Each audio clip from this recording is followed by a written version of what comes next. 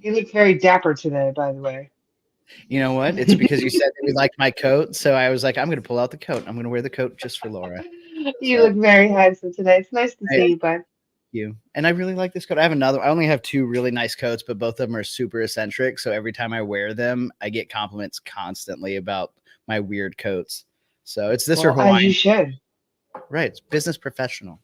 It is. It is. And we got to stand out, you know? We're not here to be cookie cutter and to look like Right. everybody else. Also, I'm a Libra, so like I like to dress nice and be told I'm smart and pretty. So Yes. Well, you are I know smart my and truth. I know my truth. I don't care. I don't care. I don't care.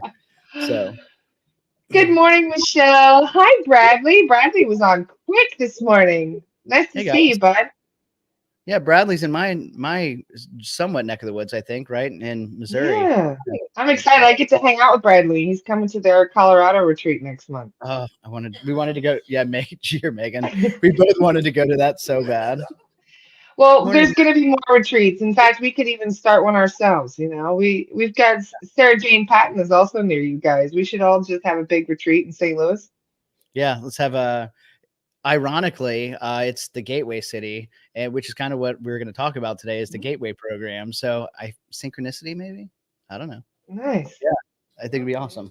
Well, there's the arch. If anybody wants to see the St. Louis Arch, we pass it literally every single day, to the point where our kids even go, "Well, there's the arch," just because we see it so constantly. Well, we were trying to get them to be like Grateful, appreciative of things of a that landmark, that you pass every day. That some people find as like there's people that just live next to the pyramids, bro. Like, yeah, that's a thing.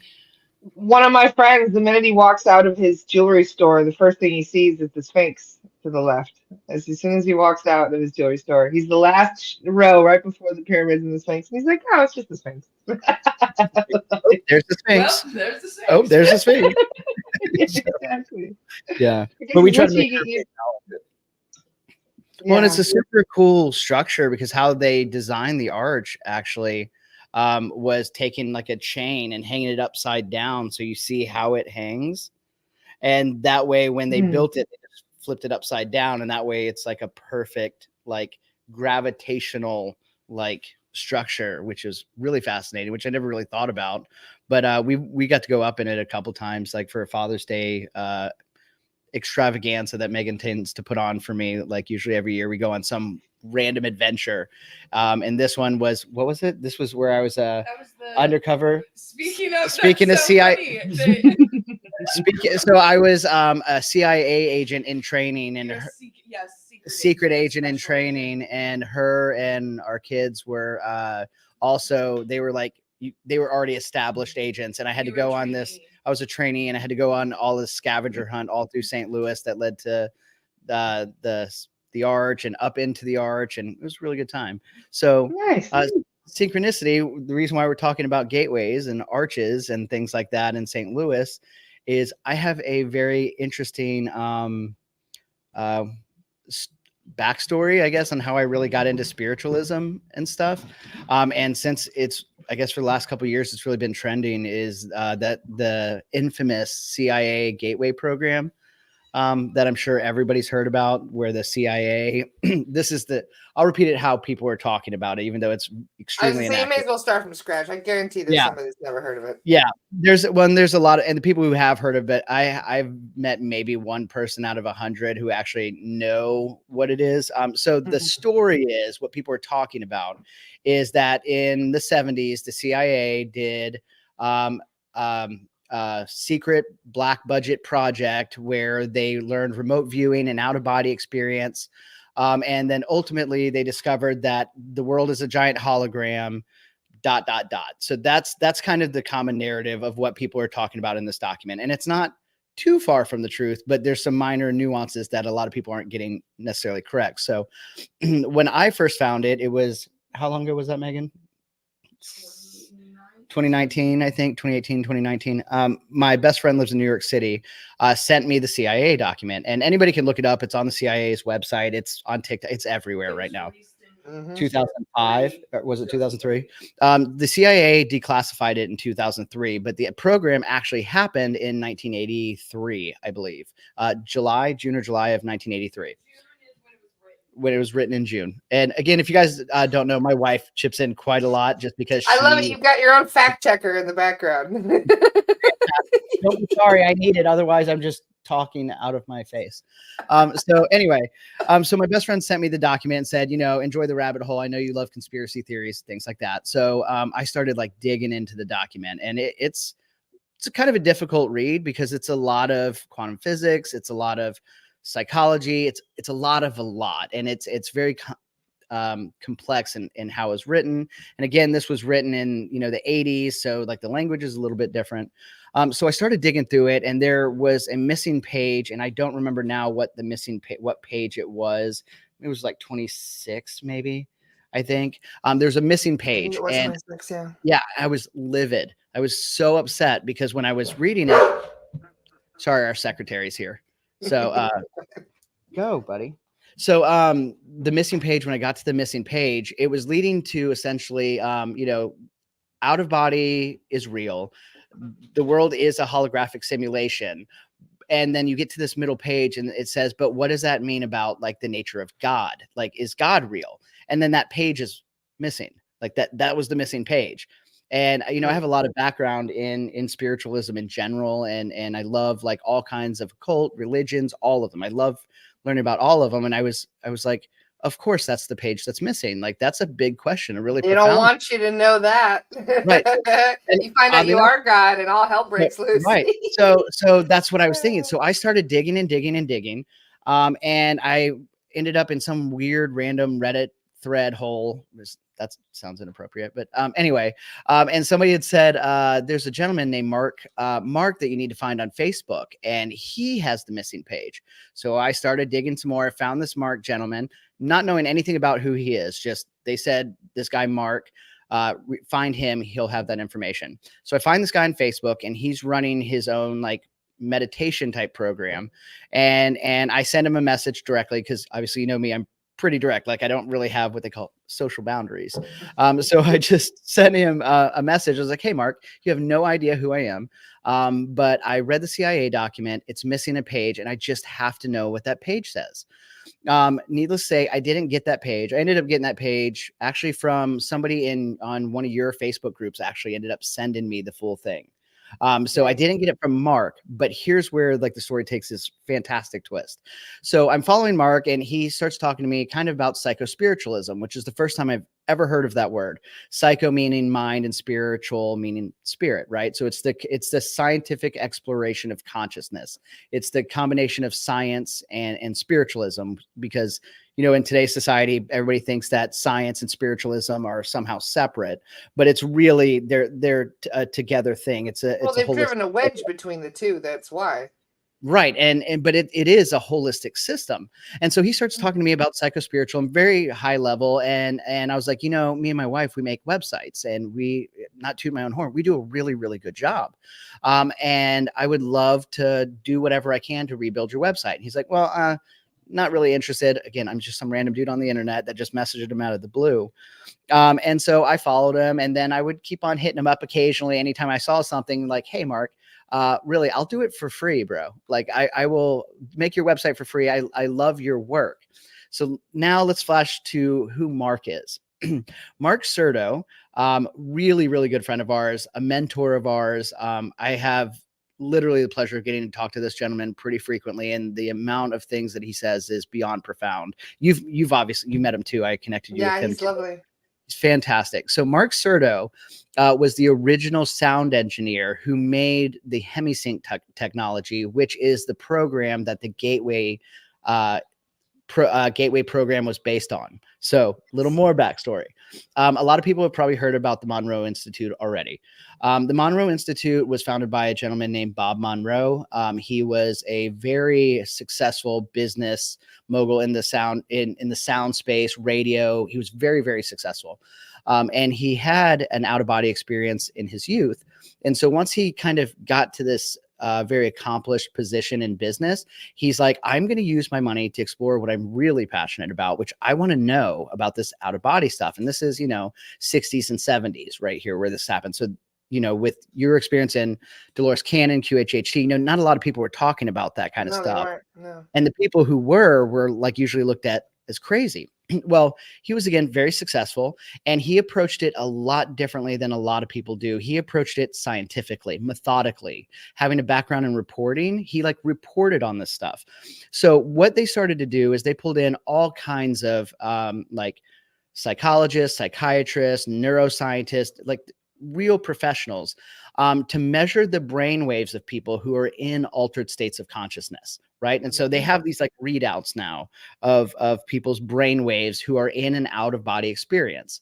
And then what they started to do is they brought in this audio technician to create sound technology that will reverse engineer those brain patterns. So, for example, you're in a certain state of mind when you're out of body. They created this hemisync technology, which very loosely, it's a lot more complex than what I'm about to say. But in a nutshell, it plays a sound frequency at one level in one ear and a different frequency in the other ear.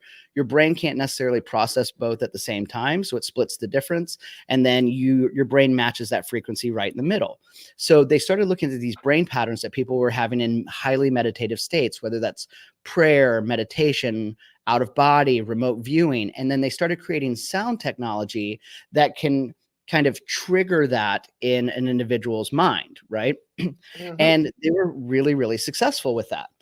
Mark Serto was the sound technician that they brought in. So he was like OG, like it was Bob Monroe and Mark Serto working like hand in hand, creating this technology. And Mark might kill me for saying this, but you can Google pictures of Mark Serto in like the, early like 80s, like in the working with this technology. And my favorite pictures of him are that. So I find out that this is who this Mark guy is that I'm just hitting up randomly on the internet. Like I don't know who he is. And once I find out like that backstory, I started reading Bob Monroe's books. There's 4 of them, I believe, on the Monroe Institute, where he details the creation of the technology, his own experiences, and it's just, his books are phenomenal. So I started talking to Mark about this, and I'm like, well, what are you doing now? Because when we first started talking to him, he wasn't back with the Monroe Institute. After Bob Monroe had passed, like I said, it was a really good friend of his, a mentor. He kind of went his own direction and started his own program, which is called the Triad Mind. The Triad Mind is everybody goes to the Monroe Institute at first for out-of-body experiences. That's kind of what most people are attracted to. Escapism, this place sucks, I want to go somewhere else type thing. Mark's program on the Triad Mind took a completely different approach. It's really about self-actualization, which might sound boring to a lot of people, because what fun is realizing who you are as a person compared to going to some random planet on the other side of the universe. But his program really, for me, like shifted my understanding, because I think like most people that come to him, they want to, how do I get out of body? How do I get out of body? How do I get a body? And he's like, and his answer is almost always the same, is there's so much more available to you than just that. Like that is like small potatoes into what is you're truly capable of. And I know I'm rambling, but I just want to kind of circle back to reading it very well. Thank you. The opening line of the Monroe Institute's audio program, because it's a guided meditation. It connects a lot of different techniques with the sound technology to help you reach these states. But the opening line of that is, you are more than your physical body. And Megan's repeated every time we hear it. We're like, I'm more than my physical body, because he's from Virginia, so he has a little bit of accent. Bob Monroe does on his tapes. But that was a really profound statement when you really, really think about that. Like, I am more than my physical body, because then when you start looking into the CIA document and really unpack it, it comes back to like they scientifically proved that. I always say there's really three aspects of our reality that people really need to understand. And that's one, reality is non-local, or consciousness is non-local. So our thoughts, our being, our whatever, it's not technically here. It's more of a projection and an aspect of. Your brain is the receiver. Yeah. Right. Exactly. And then time is non-linear, which means it's not forward or backwards. It's really infinite kind of explosion. All it exists is now. All directions. Right. And then reality is non-physical, which means that everything in the most fundamental form is just a vibration, right? And that's really what that gateway document is saying, is that it's non-physical, that we can transcend these frequency bands. They kind of make it sound like, like you said, your brain is a receiver, like a radio, and you can tune in. But as you explore and really start doing some of these programs, what you'll realize is, while yes, your brain is a receiver that can receive consciousness is who you actually are, and your physical body, you're more than your physical body. You can leave this physical body in consciousness and transpose into other aspects of physicality, whether that's like alternate versions of you. And this sounds really hokey sci-fi stuff, but like, this is real quantum physics and science. This is we talk about this all the time. We were Right. talking about other versions, other parallel versions of Right. ourselves, I think, Monday. Right. Yeah. And so it's really fascinating. And one of the things, as I started, like, I was blown away again, meeting Mark, talking to Mark, and being able to really understand some of these complex scientific perspectives, really unpacking this document. I got obsessed. Matter of fact, when I first started my Facebook page, it was JD Duncan Psychospiritualist, because I was obsessed with this concept of a unified understanding of existence. Like, how can we, instead of saying, oh, Christianity is the only right way, Buddhism is the only way, or science is only real, how can we unify all of these concepts into a unified theory of really everything? And psychospiritualism really opened that door for me, because I was like, I'm a psychospiritualist. I'm an occultist, psychospiritualist. I'm a little bit of everything. How can we tie that together? And so I'm like, I'm a psychospiritualist. I want to study the science of consciousness, the science of spirituality. I want to make sure that nobody's answer is wrong, because, as you know, and you share often, like, we live in an infinite universe. There's enough space in infinity for everybody to be right. It's just true. That's how it works. Like, sucks for some people who want to be right, but the best part is you are right. And so is Laura. So is Megan. So am I. So everybody is right in an infinite universe that is subjective and relative. So when I started talking about this, because me, when I focus in on something, I just can't shut up about it. I started talking about it, and kind of like how money is to the spiritual space, the word CIA caused the trigger. Like, obviously, the second that you mention CIA to absolutely anybody in the spiritual space, well, we just know how nefarious they are. Right. And I get it. I understand that. But then here's my issue with that is, people started killing the messenger and never even opening the envelope with the message in it. So they won't even read the Maybe that's document. what they wanted. Exactly. Right. The opposition, I say opposition because in true occultism, there is no good or bad. Like, there's just polarity, right? There's opposition, and everybody is right. And there's enough space for everybody to be right. And if I disagree with you, then you are my opposition, and that's okay. Right. So the opposition, let's just say the CIA is an opposition, and we can validate as true that there are a lot of misinformation. There's a lot of very sketchy shit that goes on in that sphere. So I had to say, okay, guys, I understand all of that stuff is true. That these things do happen in that space, but you need to understand that when you ignore the message, you're the only one who loses, because your opposition knows this information, right? And just because it has their name on it, you refuse to participate, which means that now you lost. Like, you don't have the information. They're using it, Right. It's like and I always make a chess reference because we love chess, but it's like playing chess with half the pieces and your opposition has all of them, and you won't use all of your pieces because they have the same pieces as you. So you're just not going to participate. And I'm like, you're really shooting yourself in the foot, and you're not realizing that you're more than your physical body, because you're identifying so much with this particular reality that you're in, that you don't allow yourself the tool set that is available to you to transcend those experiences.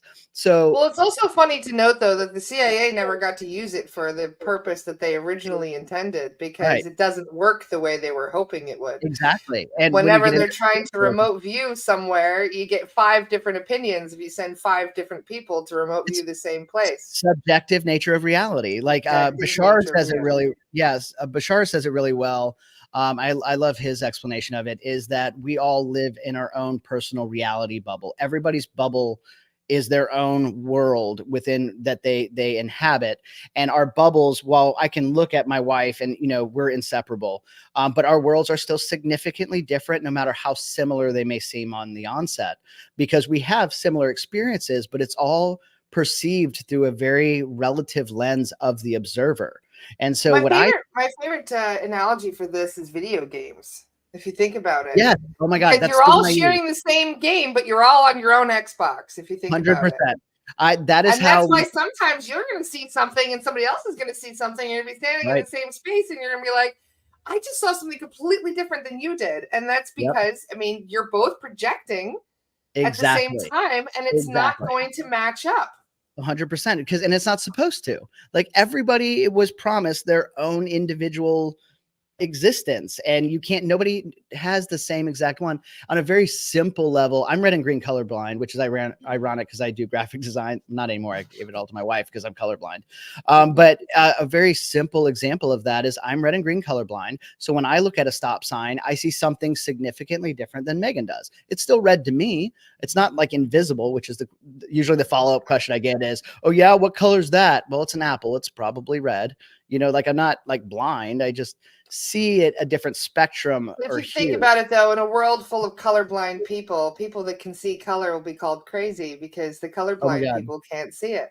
So it's one of my favorite analogies for reality. I was about to say, mine is in the land of the blind, the man with one eye is king. Like, that was the same kind of concept. And I loved, I don't know where that came from. I read it in a Stephen King book, but it stuck with me because it's going to what we're talking about here is in the land of the blind, the man with one eye is king, which means the one who can see the most, has the most information, is the most adaptable to change, are the ones that will be survivors, whatever that means to you. And so I go back to this conversation of this CIA document. First of all, the CIA didn't even do it. It wasn't the CIA released the document. This was actually an Army investigation into remote viewing, where they sent just a group of Army soldiers to the Monroe Institute. Doctors, they had doctors there and everything, right? Bob had been running the Monroe Institute for quite a while. They had a lot of success in their studies and their experimentation. And so the Army sent a group of people to investigate, not even trying to say, are we going to get the upper hand? Because at that time, nobody even believed any of that shit was real, So like the Army didn't go there saying, we're going to get the upper hand. They're like, let's go see if this is real. And so when you read the document, the gentleman who wrote it has a scientific medical background, and he was there to say, is this real or is this not? And so when you read through it and you get to the very end of the document, he says this is 100% real, 100% provable. And he even goes very psychospiritualist, where he talks about the science of it, but he also talks about the transcendental meditation, the spiritual applications, the religious applications. So this was an individual who a lot of people, I just lump into it's the CIA. This was an individual who at that time, this wasn't a common thing that anybody believed in, who was charged with validating whether or not this was real. And that's it. Is this real was his whole job. And he validated 100% of it. Right. So I got, this document, I'm obsessed with it. Like, I talk about it constantly. I read it. I literally have it pulled up now. I usually revisit from time to time. So I started talking to Mark Serto, and I wanted to kind of explain where I deviated after that CIA document, because that is ironically a gateway for a lot of people who found this document. They're like, holy shit, what does this mean? And where do I go from there? So a lot of people go to the Monroe Institute, which again, I suggest if anybody's able to start with Bob Monroe's books. They're fantastic. They're so good. And if you're able, go to the Monroe Institute's website. They have online programs, but they also do a lot of in-person retreats. And I haven't been able to get to one yet, but like, that is literally on one of my Mecca agendas. Like, I want to make it to the Monroe Institute at some point. Maybe we'll make a road trip. I'll meet you there. Yeah, I'm down. I would like to see the ARE Institute, Edgar Casey's Institute as well. That's in Virginia Beach, so it shouldn't be too far from each other. Yeah, for sure. We'll have to make a spiritual like cross country, like, and we'll even podcast it the whole time. Y'all It'd be can great. join us for our pilgrimage. Yeah. And we'll podcast it to the whole time. So so I would say, like I said, go check out all of that. But where my journey kind of started deviating is I had started talking to Mark. I was like, after Bob passed away, he kind of went on his own journey, left the Monroe Institute to kind of still grow and evolve as all things do.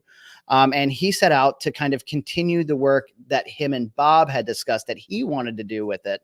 And that was more of, again, self-actualization. That means that first aspect of you are more than your physical body, like really unpacking what that means. Like, who are you then, right? If you're more than your physical body, then who are you? And so he really started diving in that and created what it's called the triadmind.com. Long story short, after a lot of begging, he finally let me and my wife rebuild his website. And it took 2 years. We worked on developing his new website for about 2 years, which is a long time in me and Megan time because we kind of turned things out quickly. But we really wanted to make it as good as we possibly could for his program, because as I started listening to his technology, I won't say it's better or worse than the Monroe Institute, because it's just different. It's a different approach. It's a different structure. And honestly, the technology that he's using, being the original sound engineer who created it, he's obviously evolved over time since the 70s and 80s in his technology. So I would say, again, for me, Monroe Institute was a game changer for me. Their gateway program was fantastic.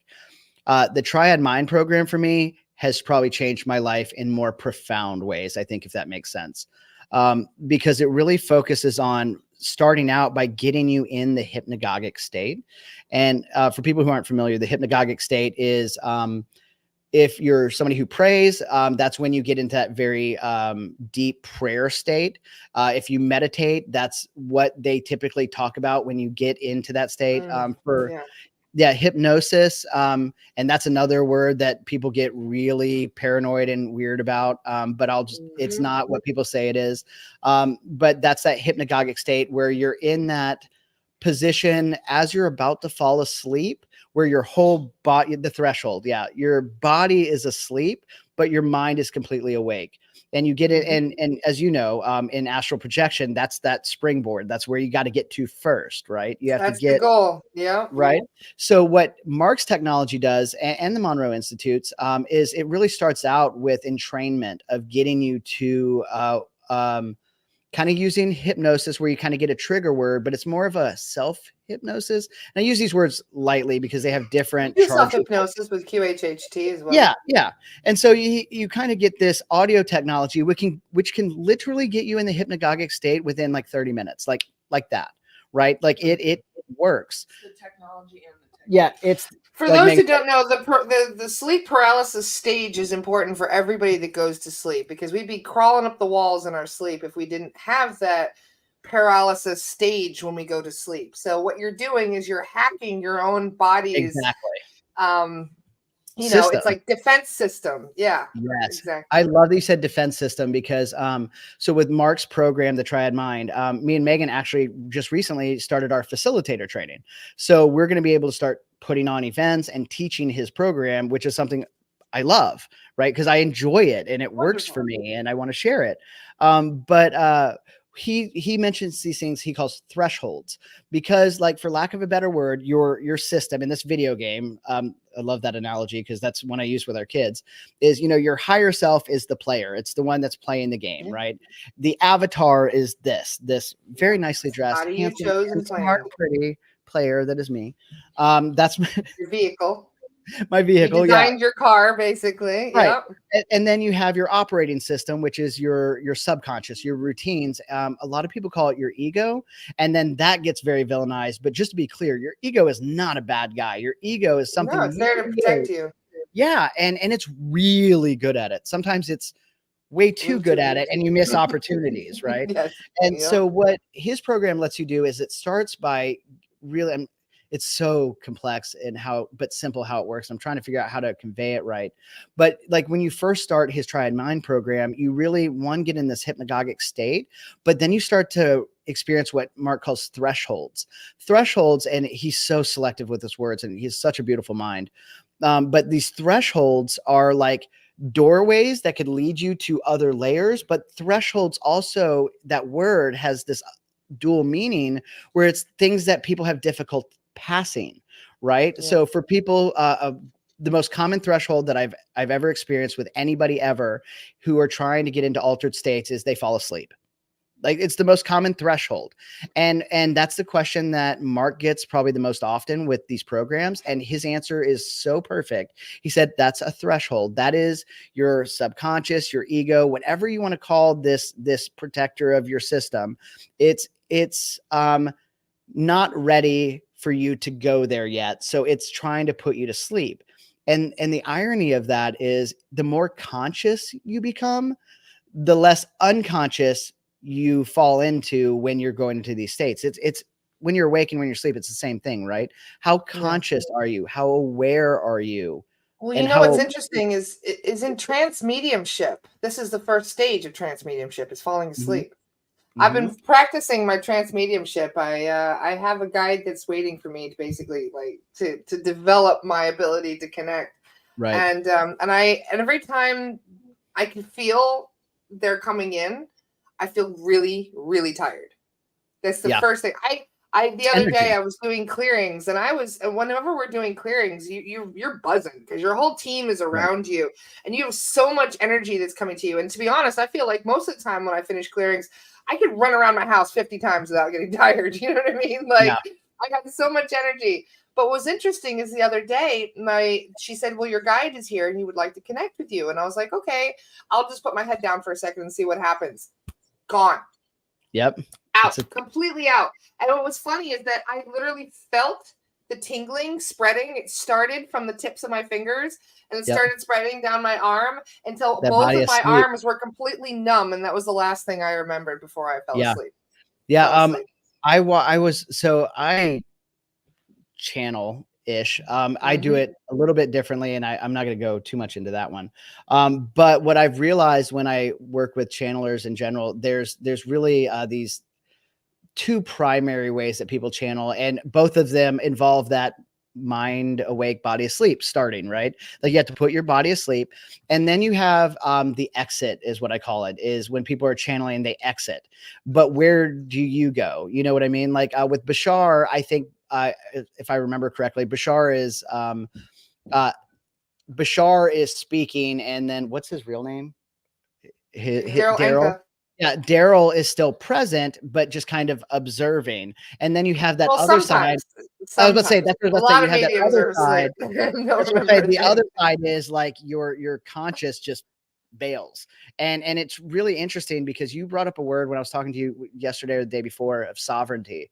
And sovereignty, it's one of my favorite words because it's so absolutely instrumental in literally everything we've talked about till now. Because if we even apply sovereignty to what we just talked about the CIA document or hypnosis, and people are like, well, I don't want them to hijack my consciousness. Well, the real question is, how sovereign are you that it's that easy to be manipulated? Like, how conscious are you in general to be that? Because what are you doing to protect yourself? And that's a whole nother conversation of there is, again, you get back to the root of objectivity is that there is no good or bad. There is no right or wrong. There's only what's right or wrong for you right now. And I say that, like, I preach that from the rooftops, right? Because while we can all agree on some very, like, murder's bad, like, there's a lot of things that we can all agree are bad, but at the end of the day, objectively speaking, those are all just us agreeing on a subjective label, right? Yeah. Like, just because we agree does not mean that it is objective truth. It just means that the more people believe, the more we manifest that as being a morality code. Gotta love being part of a collective. Right. Yeah. But so for me, what my work, for lack of a better word, is really about is trying to get people to be conscious. Like, how do you get people, because so many of us in the spiritual space, and I started there, man, escapism is what I wanted. Like, I wanted to go out of body so I didn't have to deal with all of this. I wanted a remote view because anywhere was better than here. You know, I don't like, know. I'm the opposite. I want to astral project so I can kick some ass in the astral. I'm like, no, let's go. Let's fight. right. I'm But like, I still, want you to still clear want out to the go, space. but you still want to go elsewhere, right? You're still saying, I want to do this somewhere that isn't in this present moment. And that was Ah. hard for me as somebody who is very like, I want to just experience all of it for me. But what's hard for me is being here and present and grounded in this reality, because like it can be tough. It's really dense, right? Like it is, it's Yeah. fucking difficult, man. Like for a lot of people.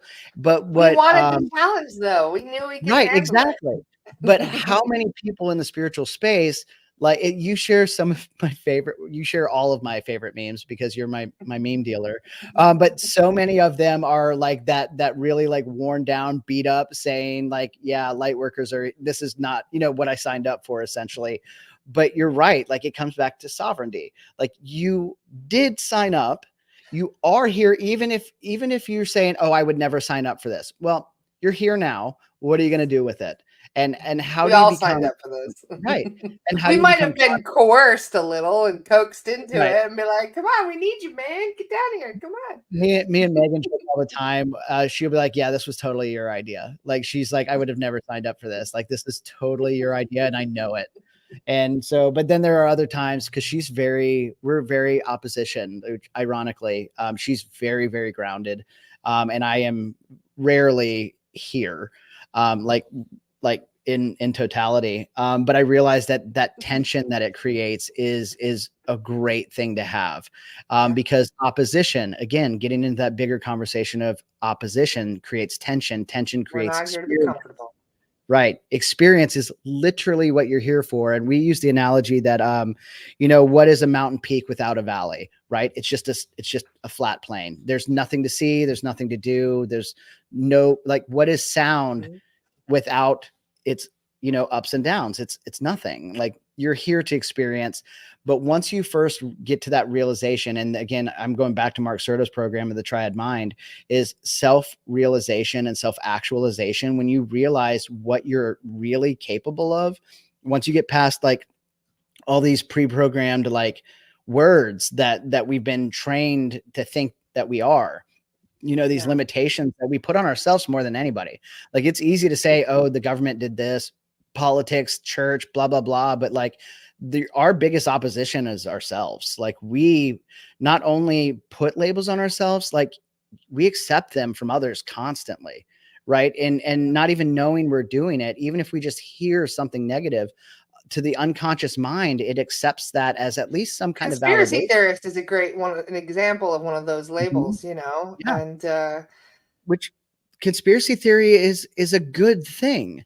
yeah, of course it is. Yeah, Asking questions. Yes, Yeah. being conscious, asking questions, getting out of your comfort zone. And that's been a journey for me. Like you've known me for years now. And like who I was when you first met me, I mean, I'm still relatively the same, I think, but like I've really kind of pushed my own boundaries of my own comfort zone. And I realized for me, and somebody had mentioned it earlier, and obviously if a lot of people here probably follow my page, like my thing is love. Like love is it's the second highest frequency out there, right? The highest frequency available, scientifically measured, is authenticity, followed by love. And just to be clear, authenticity is 3 times higher than love. So as long as you're being authentic and you authentically love yourself and other people, you are literally at the peak of vibrational frequency, right? But there's such a negative, again, connotation with the word love. Like that causes a lot of trauma for people to even hear. Like, especially my Some page, people man. can't even say the word. There's always these jokes. You know, like Joe Rogan told the joke where they was like, a man could come up to a woman and be like, you are the sun, you are everything to me. I would die without you. You are the most wonderful woman I've ever met. And she's like, I didn't hear you say the word. Right. He couldn't say It's it. the L word. Like people even literally call it, like, I don't use the L word. Man, I use that word all the time. And I mean it, like genuinely. Yeah, like same, I 100%. love, because again, it's a dynamic unit. It's an infinite dynamic universe where love can manifest in an infinite number of ways. Like I love my wife. very much. I love you very much. Like I tell you, I love you If regularly. you send love to others, you are sending love to yourself. And a lot of Right. people don't understand that because Yeah. they don't understand that we are each other just from a different perspective. Exactly. If it wasn't for the memory wipe, so many people talk about this memory wipe and how detrimental it is. Oh, I had all my memories wiped from my past lives. I don't remember anything. You know, I come here with I don't remember shit. Well, you wouldn't be you if you didn't have that memory wipe. Exactly. You would have been the person who died last time coming back in a new body. Who was it? I can't think of his name right now. One of my he's clearly not my favorite if I can't remember his name, but anyway, he was talking about how the universe is, or life is, a simulation or a simulator of things. But he connected it to like it's a movie, like you're watching your favorite movie, right? Except now you picked your favorite movie and you were able to write it, star in it, direct it, play all of the characters, and then step into it and forget that you're even in your favorite movie. And that was just like for me, because like whether you agree or not, those are objectively true. You can write your own script. You can choose what you say and what you do. Is there some is there structures around you that try to limit your abilities? Yeah, but you don't have to choose to participate in those. Will there be repercussions for stepping out of societal norms? Probably, but it's still up to you. You still have the free will to do it, right? Like you can do whatever you want. What was it that Angelica said? Rule breakers don't go. Rule breakers are the ones who make history, and the people who follow the rules are never remembered in history. Right. And again, rules again can be subjective. But my thing when I really started thinking about the world as kind of a movie, and that's how my special form of autism manifests, is I love movies and I love storylines. And if you get into The Hero with 1,000 Faces, which is like the hero's journey, that's where that came from. You'll notice that pattern of the hero's journey is in absolutely everything, whether you're talking about astrology, tarot, every single book, every single movie, our life. I learned that the other day through the Fool card. I didn't realize that tarot is the hero. The reason that the Fool is the 0 card is because the whole tarot deck is the Fool's journey. It's the beginning point, the starting point. Journey. So the other day when I was like, I was in a bit of a mood, and then I pulled the Fool, and I was like, "Well, screw you too." I went back in the deck. Right, but it's saying being open. You're open to a new experience, like you're beginning your journey. It's the one that will always follow the Death card, because the Death card is just change and starting something new. And when you start something new, you begin as the Fool.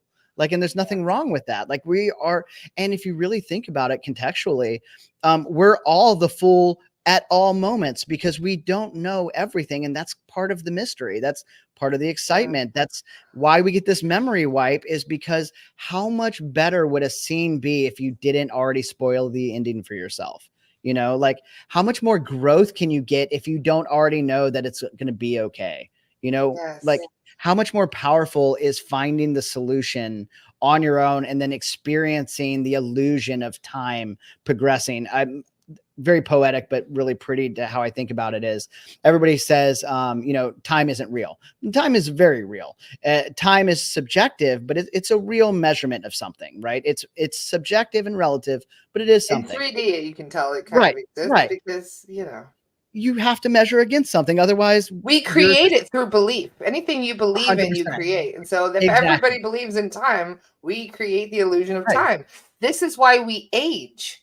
Because we believe that we're supposed to, and so we do. This is why there's a lot of other races that do not age, because they don't believe. Their collective does not believe we're supposed to age. And something that's super interesting to think about as time is like, we know, I think anybody who is in the spiritual space understands the concept of 3D, 4D, 5D.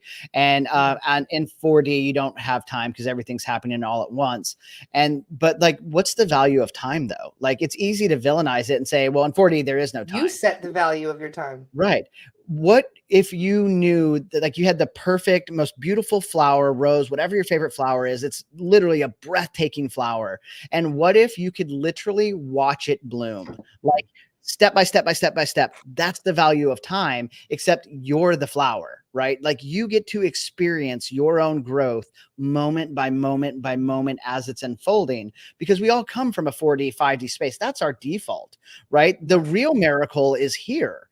Like 3D is phenomenal when you really change your perspective of, yeah, everybody wants to get back to 4D and 5D. Yeah, that's great. But we chose to be here. And while we're here, can you imagine being able to watch something that we know we are all perfect in this unified state. But could you imagine being able to experience us becoming perfect?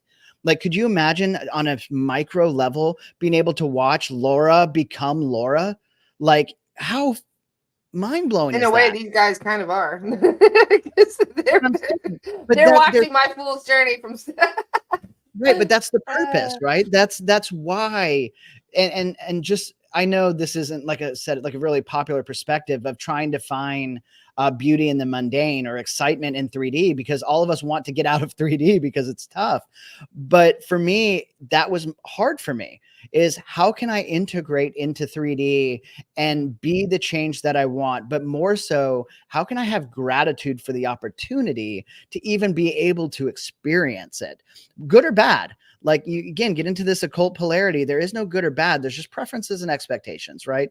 And for me, being grounded it's still a challenge. Like, it's very difficult for me to be really grounded in now, because it's dense, and I'm not a really dense vibrational person. I'm a very high density, like measurable frequency. So to really ground for me and get into like a root chakra position is very, very, very, my wife says that's why I don't have a butt, is because my root chakra is barely there. But like, it's true. It's true. It's just atrophied, she said. But she has a beautiful bottom, and she's very, very grounded. She's and grounded. She's so grounded. Sorry. Anyway, she's like so grounded. That's how you pick up spiritual girls. What's up, girl? You look so grounded right now. I don't know if that works. I hope not. No? Does that work? that was hilarious. I love your I love that root chakra you got going, girl. No? Okay. But anyway, but getting back into frequency though, like, it does tend to manifest our frequency. So if you think about the chakra system, which there's different variations of the chakra system, obviously. But if you look at the traditional understood chakra system, and you look at consciously in a self-awareness, and you look at where you tend to pocket that energy, your physical body will tend to kind of reflect that. That's why I say that I'm balding, because I use my crown chakra constantly. That's what I tell myself. It's probably more genetic male balding, but whatever. But for real, like, using all of these things as catalysts to self-awareness and self-realization, once you become present in the now, and that you're able to focus your mind, and we'll tie it all back, but once you're able to focus your mind and get to this place of no thought, because that's really what meditation is. Well, obviously it's a little more complex than that. There's multiple types of meditation. There's sending and receiving, but for the neophyte who's really starting kind of this real meditative journey of stopping the sound frequency, the disruption frequency of thought, you can't receive something if you're too busy talking, right? Like, it's just common sense. If you can quiet your mind, you can receive more. And then that really gets into, again, getting into that's my problem. I've been trying to think. Yeah, it's overthinking. It's always going. Well, it's always it's frequency, right? It's disruption. It's disruption patterns. I call it my ADD, because basically I've been told I have ADD since I was 8. But this is basically what it is, though. It's like shiny thing. I'm always like shoo. Yeah. It's hard to silence the mind. That's why I smoke. Oh my God. I'm literally the same way, but the more meditation I do regular meditation, but you know what? I'll go ahead and tie in the Mark Serto thing and wrap up that with a nice little bow.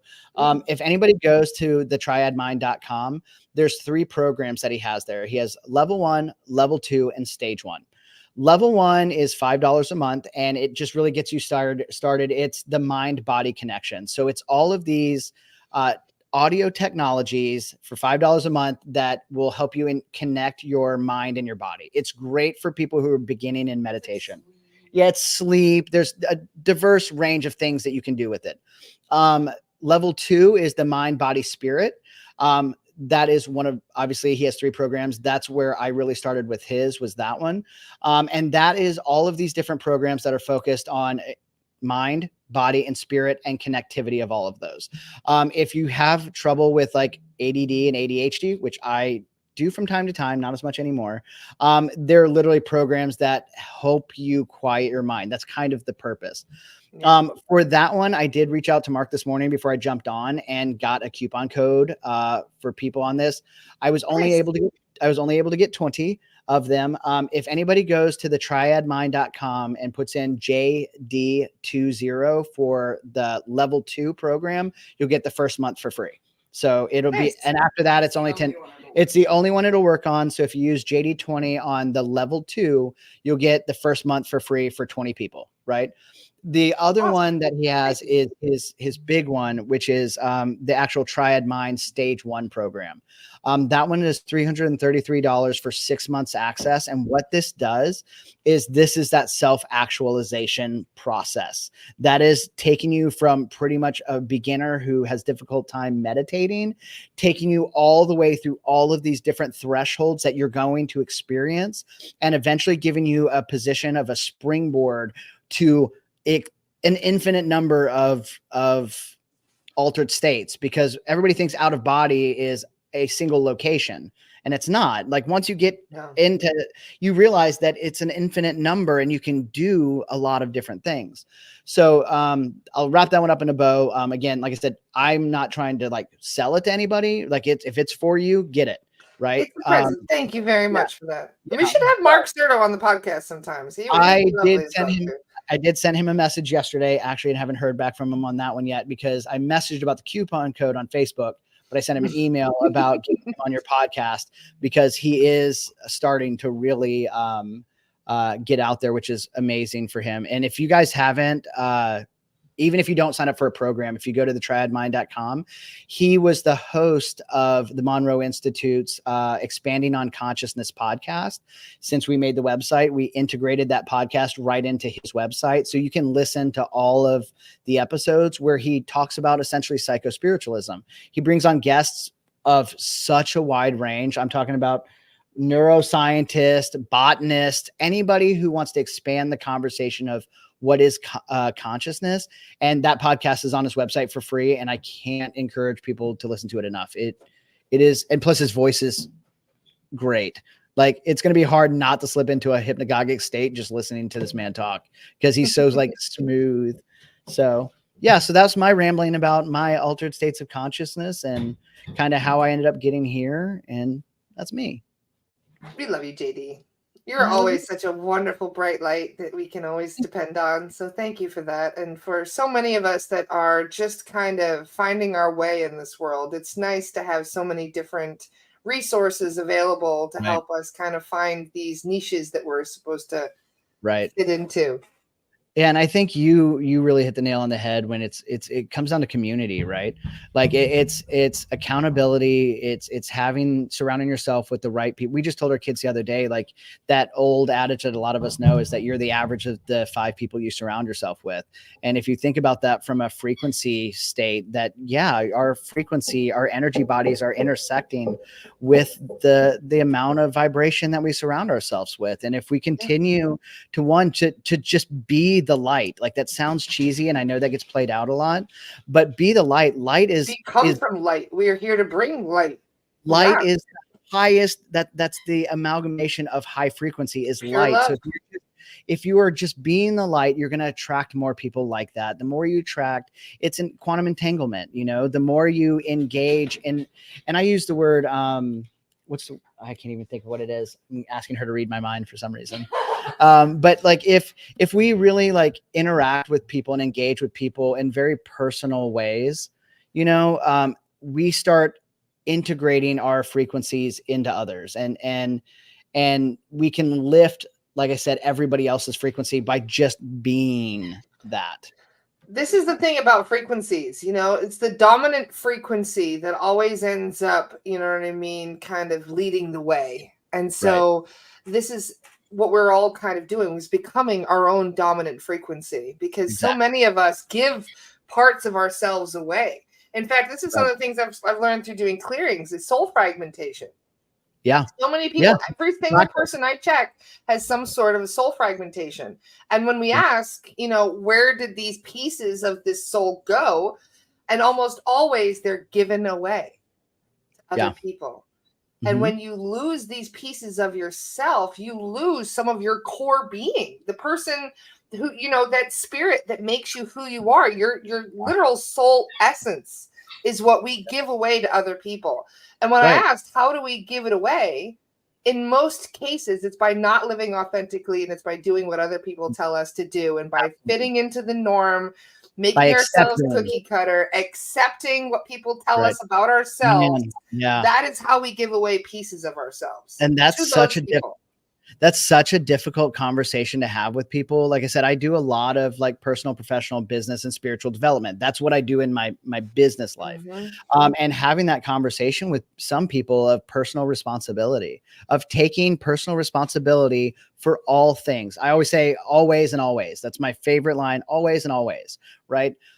Always taking personal responsibility in all ways. Even if somebody did something to you, at some point, you can't control what you're given, but you can control what you do with what you've been provided, right? You control your response, your reactions, and more importantly, your acceptance of that. Right? Like somebody can give you a gift or give you a punishment, but you don't have to accept it. Right? You can always do that. But more often than not, we find ourselves in these very traumatic spaces, and we hold on to so much emotional baggage.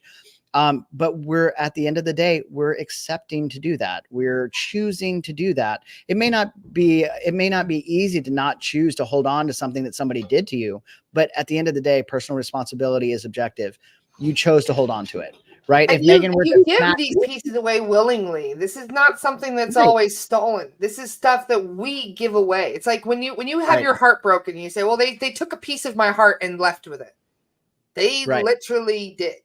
You don't understand that. It over. And you handed it over. Get it back, but you have to choose to take it back. Right. And this is something, one of my clients yesterday had 45% soul fragmentation. That is, I mean, that's 45% of her, of herself. Half of her core self was stolen from her. Right. And then wonders why you feel empty and lost. And the real question is, again, I'll go back to that word you said the other day, sovereignty, because again, that word is so powerful, man. Sovereignty of that's like ownership of self. Like, how aware are you of your engagements and your interactions? And obviously that's another business conversation that we had talked about, of the 5 types of currency that we are always exchanging in. Always. Everybody is either changing, we call it times, TIMES. You're exchanging time, information, monetary, energy, or social status. Always. Everybody is always exchanging that, whether you like it or not. You're still doing that. And so becoming conscious, you're changing one of those 5 things. Right. And I think more often than not, especially I've seen it in our spiritual space, is we don't like to receive it as much as we like to give, because we're caring, giving people. And so oftentimes we're giving out all of our 5 currencies. Sorry, my secretary again. We're giving out these 5 currencies, but like, what are we accepting in return? And are we accepting enough to make it worth our while to continue functioning? You know, like, it's easy to get caught up in money. And I've noticed a lot of spiritual based businesses have a difficult time in charging the appropriate amount or charging at all. But like, you have to realize, like, money has value. It's easier to be the light if you can keep your lights on. Right? Like, if I had $1 million, it's the same conversation we had about the CIA document. Your opposition knows these things. Your opposition is using these things. By you refusing to participate and play, you're just not giving them a challenge. It's their narrative. It's their story. That's what we're here to do, folks. Give them a challenge. We're here to challenge. We're here to participate, and we will win. Like, it's inevitable that we will win. It's inevitable, because there's no such thing as nothing. See, there's validation. It's true. we are going to win. Like, it is literally written in the fucking stars that we are so much more than our physical body, that we can literally we don't have to wait for a new earth. Like, we can make it right now. Like, we can do it. Right? Like, we have everything we need, but what we're lacking is the drive to do so. It's belief. We don't believe in ourselves enough to do the things that are required of us to make the new earth happen. It's not going to show up without doing the work. Light workers. I heard a quote Alex Collier yesterday. He says humans don't tend to work as hard when things are given to them. Right. Yeah, it's crazy. Light worker is my favorite, and I always hashtag this, but light worker, everybody focuses on the light, but what about the work? Like, be the light, do the work. That means like step up, do what you were called to do what you came here to do. If you don't like something, change it or shut your mouth. Like, you just got to do it. I'm tired of people sitting on the sidelines pointing fingers saying this, that, and this. What did you not do? Like, what did you not do? Like, when are you going to step up and do something about it? And that was hard for me because I started off as socialist, man. Like, I was a hardcore socialist. I hated money. I thought it was the root of all evil until I started getting an education, man. Like, I was like, you know what? If I'm going to change the game, I've got to understand how to play it. And I did. And I do really well in business right now because I learned to play the game. I still don't agree with it. I consider myself now a social libertarian. I believe like I should be able to do what I want to do with my money. And if I choose to give that out to other people, I live in abundance. I'm always going to give what I have. But it's a choice that I need to be making for myself, not being told what I should or shouldn't do. And that's a problem for me. So when I started looking at life through that lens of, all right, I've got some choices to make. I'm not a victim. I'm not a victim of circumstances. I'm not a victim of the government. I'm not a victim of my church, my training, society. I am only a victim if I accept that label, right? If I give those pieces away, then I become that. And I refuse to do that anymore. Yes. Like, I just won't do it. So for me, and I say this every single time I talk to you, like, you are such an inspiration to me on so many different levels of your authenticity. Your I don't give a shit attitude is my favorite.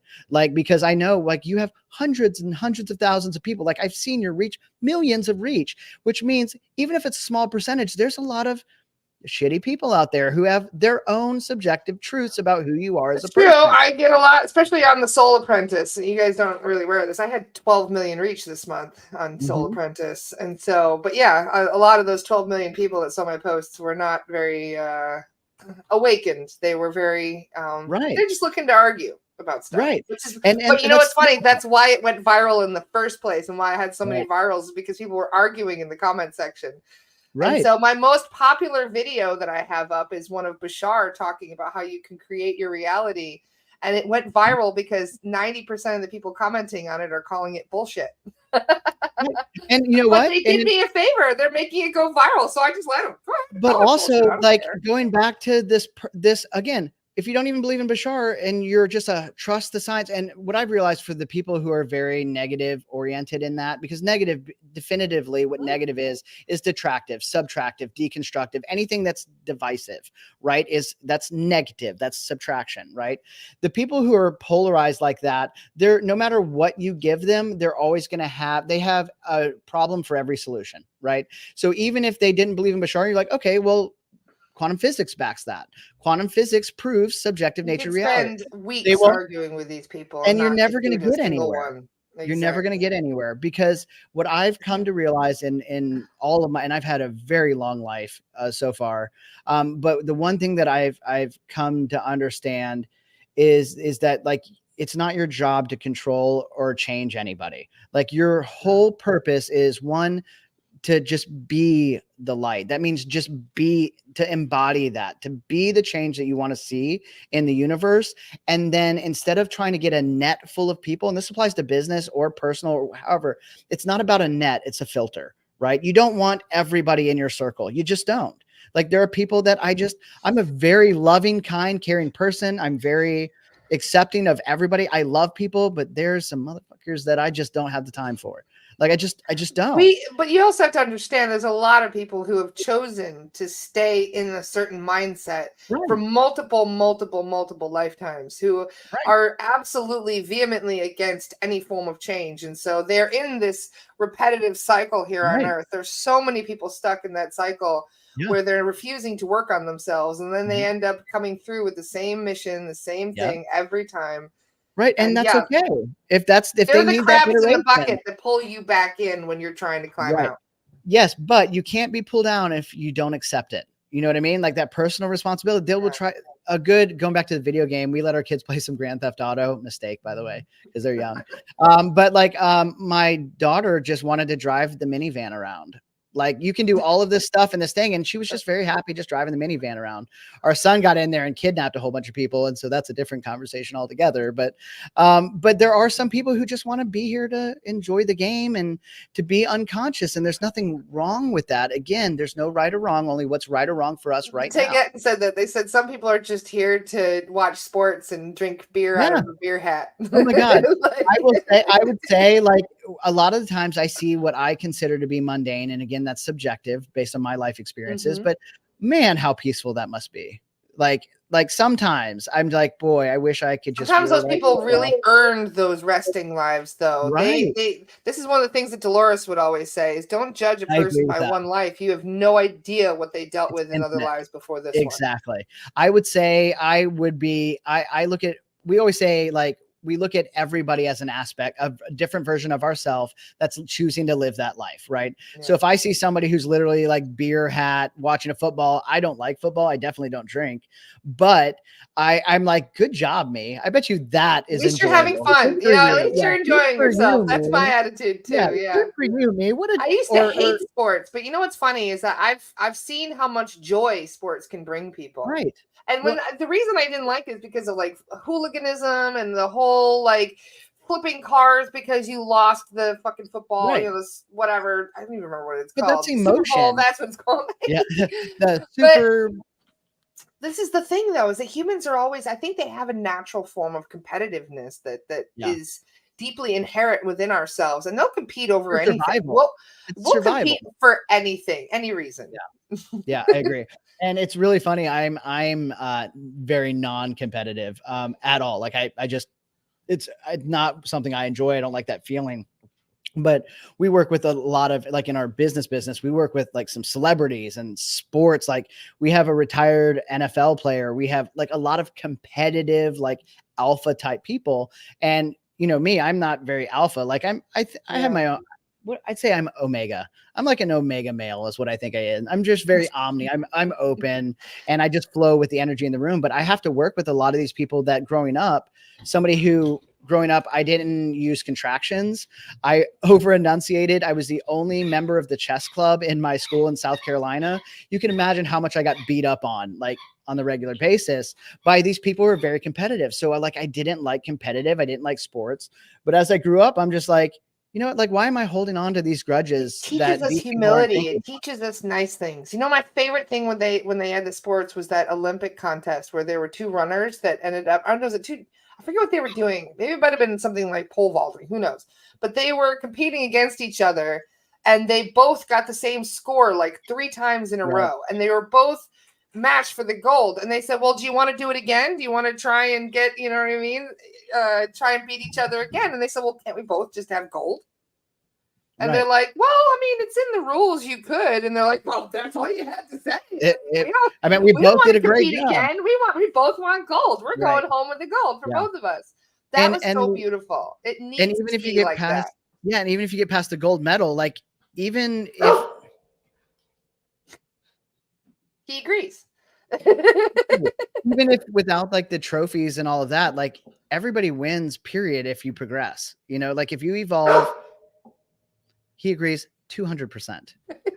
So murder-late him. What about like Ubuntu? If you think about Ubuntu, this is a concept in Africa that a lot of people may not have heard of, but the concept of Ubuntu basically means, you know, it's for everybody. It's the concept of loving everyone.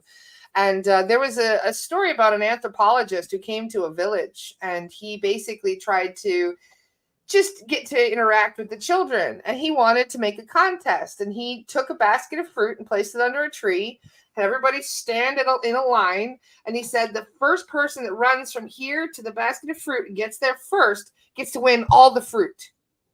And so all the children were all excited, and they lined up, and he said, go. And they all ran for it.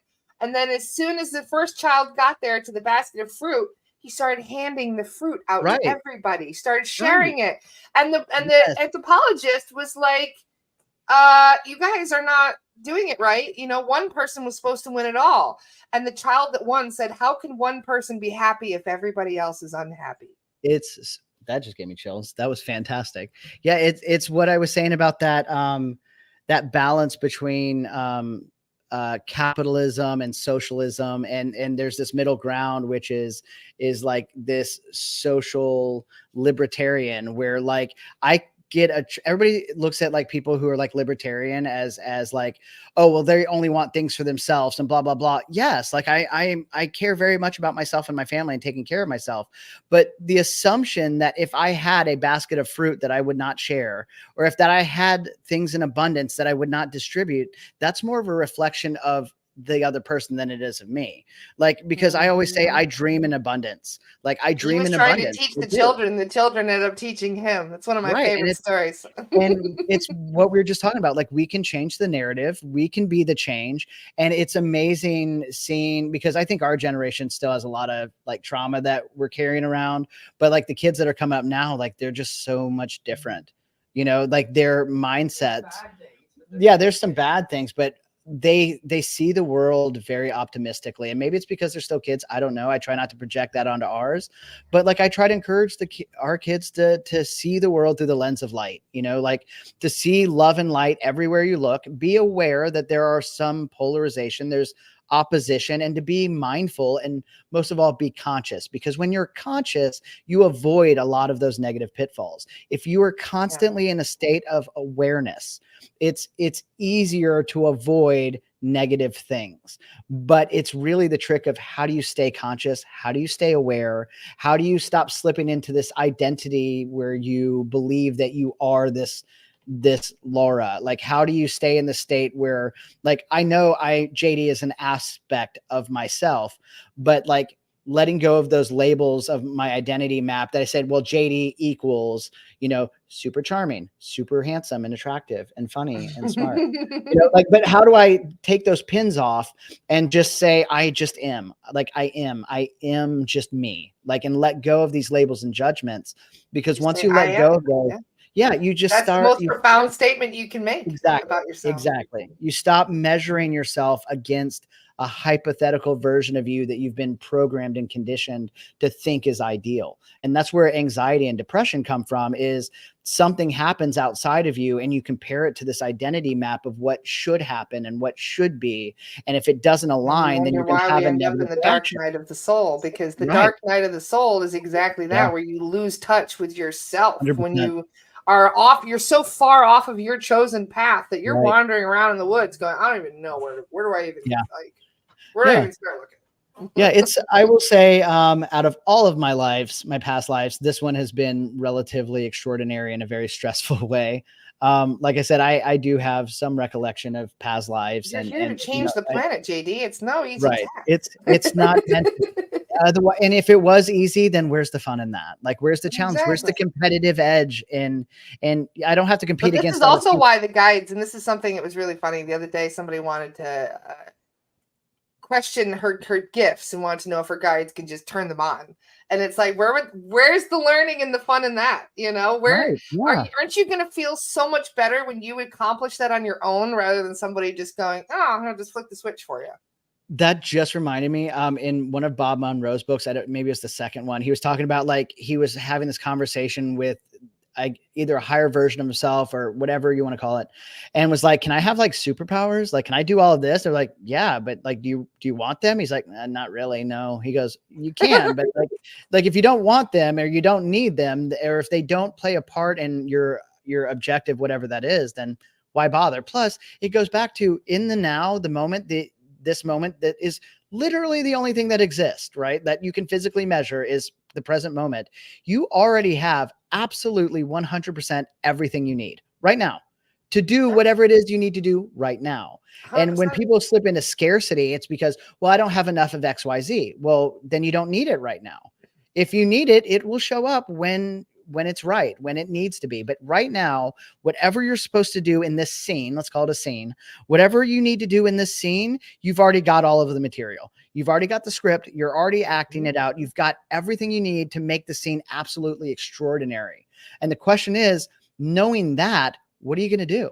Like, what are you going to choose to do with this moment when you have the realization that, one, you're enough, two, that you're so much more than you give yourself credit for, and then three, you have everything you need. What are you going to do with it? Like, what do we do? And I choose every single time to love and light, you know, like I love everybody uncontrollably, like it's genuine, and I get a lot of negativity for that from certain aspects of some people don't know how to receive love. That's one of the biggest Right. lessons for some souls that come here, is how to Right. give and receive love. And And there it are was hard for people me. that have it was been hard for me trying to learn start that with. lesson for countless lifetimes. I faked it. I remember on my personal page before I started this JD Duncan page. Yeah, you're talking about your student. Megan was a teacher, and this student of hers was not a fan of me, and nor was I a fan of him.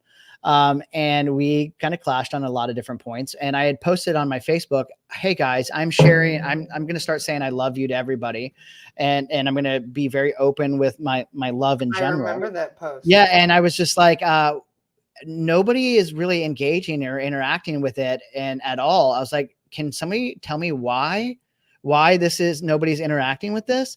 And he got on there and was like, because it doesn't feel genuine. And I had to say, but it is like genuine. And I was like, but like, it must not be. It must not be if it's not But if you're not resonating. in the right frequency to receive Right. it, then it's going to Right. not feel genuine, because you're Right. not matching. You know what I mean? Well, Yeah. and for him, if you think about that dynamic that I had with this gentleman who I didn't like and he didn't like me, of course it didn't come off as genuine, because I meant it, but maybe not to him.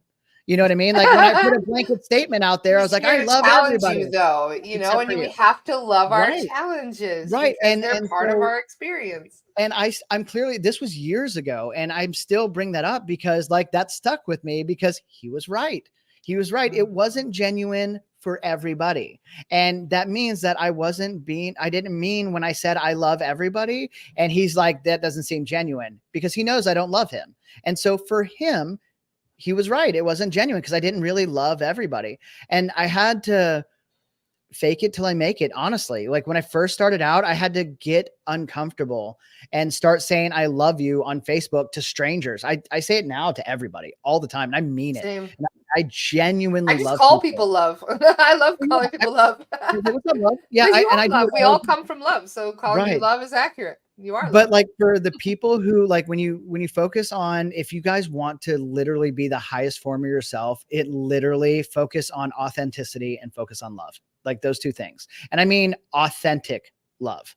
And that means that first you have to love yourself, because if you can't love yourself, you don't even know what love is to be able to give it to other people. Right. It's a very dynamic vibration, love is, but it's a very, very simple one. And love, again, has a definition for multiple people. And I'm not going to say this is what love is, because I can't, because love is different for everybody. Like I love you different than I love Megan. I love each one of my kids differently in a very specific way, because we're all unique.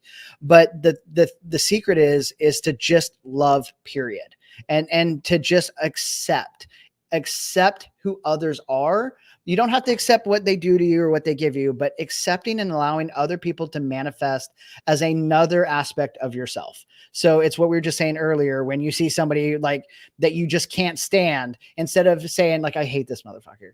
No, just say, well, that's an interesting choice that I chose to live in that carnation. Like, that's an interesting choice. Like that's a fun choice I made to be that. Like when you start literally telling yourself that everybody you see is an aspect of yourself that is experiencing their own reality, that you either have already, you will in the future, at some point, that other person, you're going to experience that reality, because that's what we're here to do, to experience all potential realities of existence and then return to source having known, which means every person that you hate, at some point, you're going to be in that body and you're going to have to experience how you treated yourself. And when you look at it that way, you become love unconditional. One, because I don't want to feel anything other than that. And while I will, I don't have to accept it all the time. And I can then start just loving people for who they are. Maybe not how I want them to be, but I love them for who they are, how they manifest, and in whatever way. And this is a really thing we talked about the other day, is asking people what they need. You know, like, how can I love you on your terms? You know, you define that for me. Love language is quite a thing. Right. And again, me and Megan are very opposite in stuff. I love words of affirmation. Again, you've heard me say it, like, I love being told I'm smart and pretty. Like, I love that. Like, I feel I'm the like opposite. I'm like, I get all bashful and I'm like, stop. Not me, boy. I Like, eat that shit we're all up. equal. Stop giving me compliments. Yeah, My opinion is send acts them to of me. service. You know, you show me Yeah, your love. that's You know, Megan. words are nothing to me. Yep, You know what I mean? Megan is People that. have said I love you many times, but they didn't show it with their words. And Right. so And for me, so I like acts of Megan's very acts of service. I'm very words of affirmation and physical touch. Like most males, I think, not all, but most males are physical touch that I've heard. And words of affirmation. Words of affirmation. So and that's fine. Yeah. Tell me I'm pretty and give me a hug. Please, let's snuggle. I love snuggling. But for Megan, well, I can tell her, like, if I tell her, I was like, you're the most beautiful person I've ever met. And I tell her every single day like that, because she is. She's like, okay, cool, do the dishes. And if I do the dishes, I was literally just about to say, if you just did the dishes, she'd believe you. Right. And so like it's hard for me because I don't want to do the fucking dishes. I don't like them, but I will because I love her. And so for people who are like really trying to figure out how do I get to an actual positive polarity, because everybody says, oh, this is positive, but there's a very scientific method for measuring positive polarity. And again, negative being detractive, deconstructive, anything that subtracts. Think in math. If you're subtracting 2 minus 2, that's negative. If you're adding something to it, that's positive. It's that simple, right? It doesn't mean, yeah, good or bad. It doesn't mean good or bad. It's just, if you want to be in a positive state, add value. That's it. It's simple. 2 plus 2 is 4. Like, add value to everything you come in contact with. Don't come up to somebody and say, you know, I love you in my way, not in your way, because I don't like how you want to be loved. That's subtractive, right? The real question is, how can I add value for you?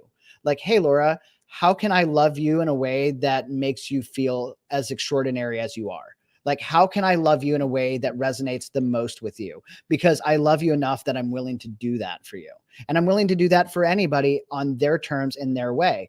And if somebody's like, well, I love it when you hit me with sticks and blah, blah, blah, I have some questions, but, and maybe that's not really my thing. You know, maybe I don't like hitting people with belts if that's what you're into, but the point is, it's allowing people to manifest as they will, as long as they don't impede on the rights and free wills of others.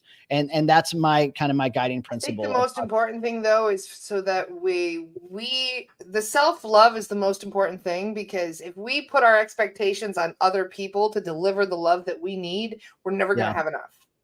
Right. So there's 100%. always a need to make sure that your internal love needs are met by your own self. 100%. And you have everything you need otherwise to do that. You're going to put expectations. This is one of the main reasons that my ex and I broke up last year, is because he had the expectation that if I didn't do everything for him, that I didn't love him. Right. And that, you know, it doesn't work that way. Preferences and expectations. I talk about this book a lot. It's called Mind Hacking Happiness. It is literally one of my favorite books ever. But to break it down super simple, this formula he came up with, and this is like a Bible in our house. We read that, our kids have read it. We've got the audibles.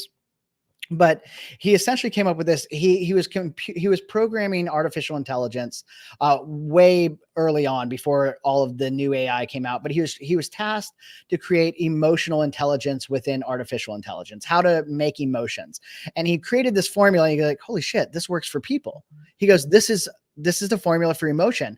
And to break it down, is all emotional reactions and responses are indicative of how little or how much your perception of a situation aligns with your preferences and your expectations. So real simple, like I prefer something to be a certain way and I expect it to be a certain way. And when it happens, my perception of how well those expectations and preferences are met will dictate my emotional response. And so we always go to emotional intelligence thinking, I can't always change the catalyst, the event, but I can change my preferences. I can change my expectations, and I can change my perception of the situation. I'm in control of all three of those things. I have an arsenal for happiness, right? Like, I can change perception, preferences, and expectations. There's nothing you can give me that I can't choose to change my preferences, my expectations, and perceptions if I actually want a happy, joyful outcome. But the problem is, people either don't want it, or more often than not, they don't feel like they deserve it. Like they don't think That's that the they biggest deserve one. to be happy. Yes. Right. And that's a Yes. very unconscious routine. That's your subconscious that is protecting you because you've That's had why so there's so much much trauma. self-sabotage around here. We don't 100%. feel we deserve love. We don't feel 100%. we deserve success. We don't Yep. feel like we deserve freedom. Yeah. And then how that 100%. It's like manifests. being in a bird cage and somebody opens the Right. cage and you're like, I'm happy where I am. Thank Well, you. and it's by definition, it's negative. It's subtractive. I do not deserve. Subtract. You're subtracting. I don't get. It's scarcity, right? You're thinking that there's not enough of something. You don't deserve it, even if there is. And how that manifests in people who are in those negative states is you become unconscious. And when you're unconscious in a negative state, you put out what you're in your external world is a reflection of your internal world. You start putting that out there and you become scarcity mindset. You become fear mongering. You become afraid. And then for most people, they'll hit that other side of that where they'll be like, well, I'm super strong. I'm not a victim. I'm a warrior. A warrior, it's literally not good or bad. It is a reflection of scarcity mindset. If you are constantly on the attack or on the defense, then you are worried about the world against you. You are subtractive in nature. I don't know. What was that quote? It's better to be a gardener it's better to be a warrior in a garden than a gardener in a war. Right. So it's like skill yourself, but don't dwell on it. Right. You know That's what I I'm mean? saying. Or more so, you don't have to identify with that thing all the time. I go back to, there's no such thing as right or wrong, just right or wrong for you right now. So I have warrior tendencies. I go through the whole spectrum of the elements, but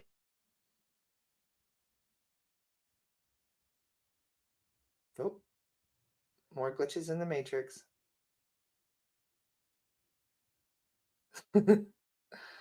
You guys hear me? Okay. Oh, sorry about that one. I back? spit that one out. No, you are completely frozen. We can't hear you or see you. The Wi-Fi just went nope. It's still blurry, but I think you can hear me. Can you hear me now? I can hear you. Can you hear me? Okay, now I can. Yeah, I think it just. Can you see me? In the matrix? Did I get froze in a weird way?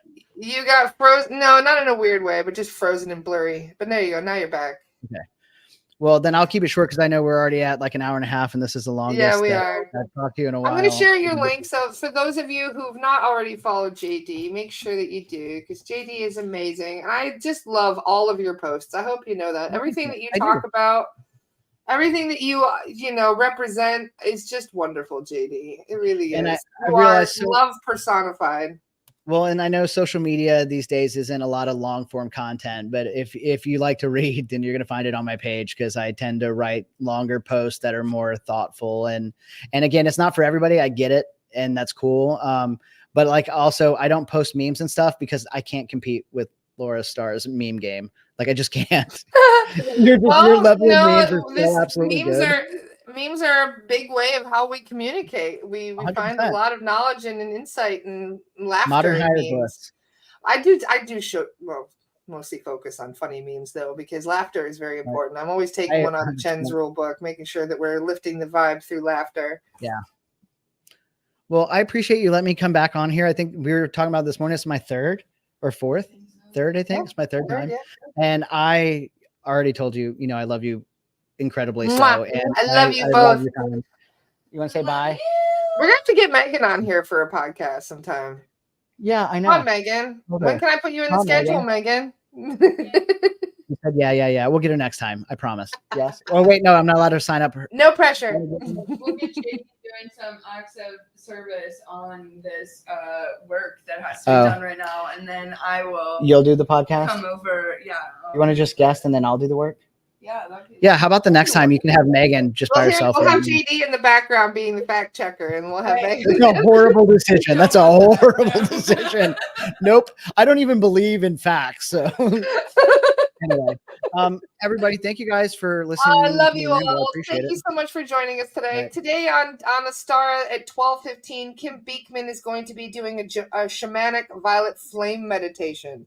It's one of the best violet flame meditations I've ever been to. So you guys really don't want to miss that, okay? Set your alarms, whatever you got to do. It's a little under an hour from now, about 45 minutes from now. You don't want to miss that, okay? So it's really amazing. And tomorrow at 1 p.m., Siddhartha will be on the paid membership. We will be submitting more of your questions. It's a bit more of an intimate hangout with Siddhartha. You guys can have like a, a little bit of a quid pro quo with Siddhartha himself rather than just listening to me ask my questions. You guys get to ask some of yours, so that'll be nice. That's at 1 p.m. tomorrow, so don't miss it. And thank you so much, JD. You're just amazing. And thanks to Megan as well, because you both are quite a power couple. Oh, and by the way, guys, the coupon code for the triadmind.com is JD20, and it's your first month free on that. And there's 19 only left. For level 2. And it's only for level 2. One of you already snapped it up. Perfect. Yep. So just so you guys know, there's 19 left. And once those out, we don't have any more for Mark until I talk him into it. So perfect. All right. Wonderful. All right. I love and appreciate you. Love you all. Thank you so much. We'll see you all tomorrow. Bye, guys.